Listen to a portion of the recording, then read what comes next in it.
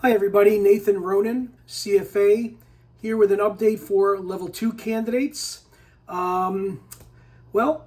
Before we move on, I would like to talk a little bit about a question that comes up very often when I'm doing Zoom sessions with Level 2 candidates, and also when I'm, chatting with people, whether it be on one of the social media forums or some other area. The question always comes up, hey Nathan, you've been in the business quite some time. Do you think the Level 2 exam is more difficult than it was before? Is it about the same? Pass rates are down, pass rates are up. What's your take? How has the Level 2 exam evolved since you took it? So I'd actually like to answer that question, but before I do, if you'd like to continue receiving these updates, or you'd like to continue to know when these updates are posted on YouTube, just press the subscribe button now and the notifications, and you'll be in the know on developments and my intake and my opinions on many of the things that are going on, because the CFA exam is definitely evolving and differently changing, as you've seen in 2023 and for 2024. Change is sometimes a good thing, and sometimes change can be a bad thing, and sometimes, change can actually look like a change, but not really amount to much of a change. So, the CFA Level 2 exam, to be honest with you, when I took it, it was the only one of the three levels that when I took it back in 1994, I didn't pass it on the first try, but then passed it on the second try in 1995, even though I studied for it quite a bit. And at that point, I really learned, hey, there's a way to taking these exams. You got to have a strategy, you got to have a focus, you got to know where to concentrate, you need to know what the CFA Institute is looking for in their answers. And, I did it the second time with, great effort, but, got through it the second time because I changed my strategy. I didn't treat the Level 2 exam like a Level 1 exam. But what I'd like to talk more about today is, has the Level 2 exam really changed? And is it harder, or is it easier? Well, in many ways it's harder, and in many ways it's actually easier, but it's definitely different. When I took the Level 2 exam, and I won't go through 1, 2, 3, 4, 5, 6, 7. I'll sort of like point out some of the big differences. When I took the Level 2 exam back in 1994, there were no item sets, there were no vignettes, there was no case with multiple choice questions, 4, 5, 6 multiple choice questions, or 4 multiple choice questions about the case. It was a very different format. You had a morning session and you had an afternoon session. And in the morning session, you were many times presented with essays, much like you have now at Level 3. And then the afternoon session was a bunch of multiple choice questions similar to what you have at Level 1. Okay? And people were, having difficulty even back then on the essays because they really didn't know what the graders were looking for. And the multiple choice questions, most people did reasonably well on.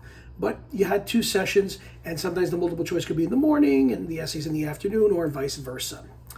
We also had a situation where previous Level 2 exams were released by the CFA Institute.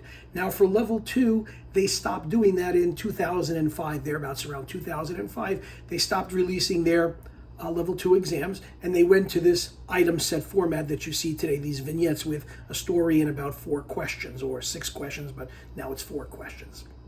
So we did have all of this background that we could fall back on to see how the CFA Institute made questions, or asked questions, or created essays, or what they were looking for in the essays. And the pass rates were similar to what they are today. The pass rates were in the 40s, 48, 45, sometimes 52, but it was definitely the lowest in those days of the 3 levels.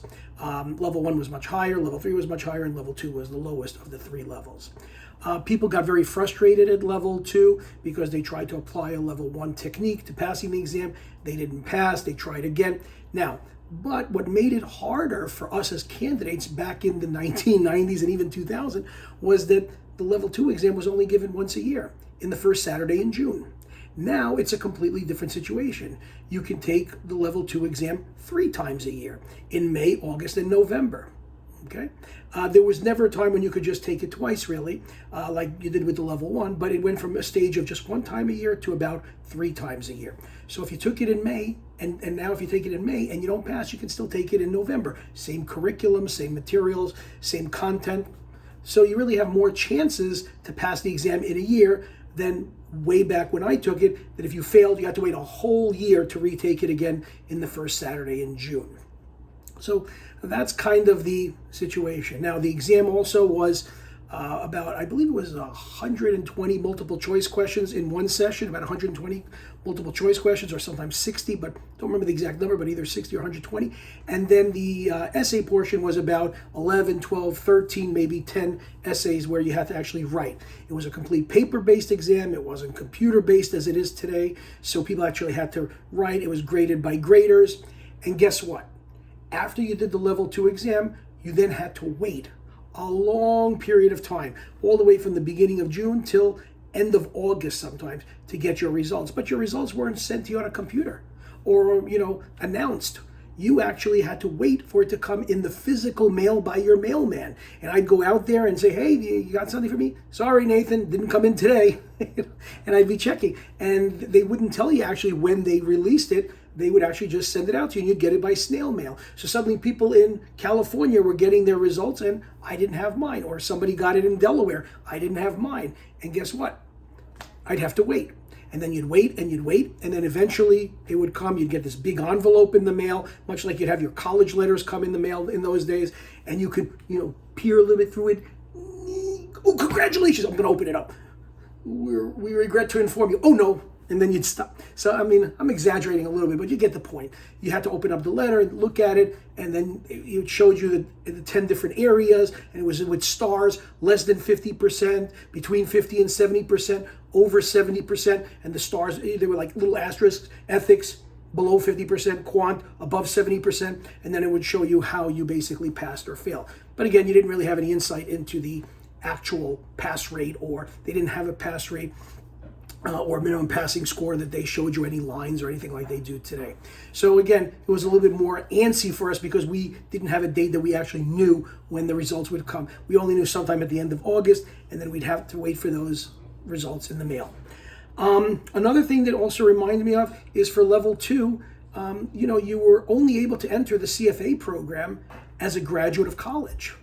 You couldn't enter the CFA exam, take level 1 as a junior or as a senior in college today. So the pool was much smaller. You had to be a college graduate. You had to have your bachelor's degree before you could even start level 1. So all level 2 candidates were basically college graduates. Now you could actually be entering into the CFA program as a junior in college or as a senior in college.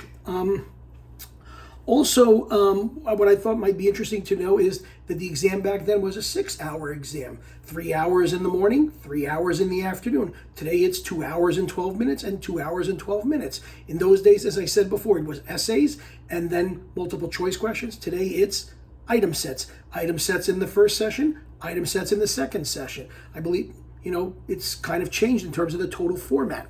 The amount of material has also changed. Level 2 was always the heaviest in terms of the amount of material from the 3 levels.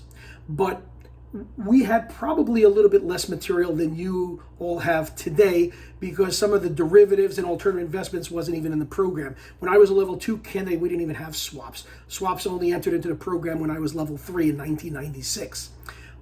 We also didn't have anything on hedge funds and private equity and venture capital and those kinds of stuff. We just had a little bit on real estate, and they always asked the real estate on the exam back then. So we didn't have as much of a variety of material, but we had questions that were more in depth. Because there was less material, it gave the CFA Institute more of an ability on the exam to go deeper and ask things at from a deeper context. Whereas now there's more material and they can be a little bit more broad in their questions, or they can test deeply in certain areas and not deeply in others. There's more of a curriculum, if you will, to test on. And then the only other thing I would mention also is the background of the candidates. When I took the exam, pretty much it was 65%, maybe 70% of the candidates were in the United States, and the others were from around the world. It wasn't really truly a global exam back then. Now it's a much more global exam with 35% of the candidates more or less coming from India, 30% I believe from China, 21% from the United States, and then the rest of them coming from anywhere in the Eurozone, Asia, South America, Africa, Canada, New Zealand, Australia makes up the rest of it. So it is definitely a more global exam today than it was. And that also dictates a lot of what is put into the program. A lot more now on international financial reporting standards as opposed to US GAAP, more about emerging markets, more about the international markets than about the US domestic market.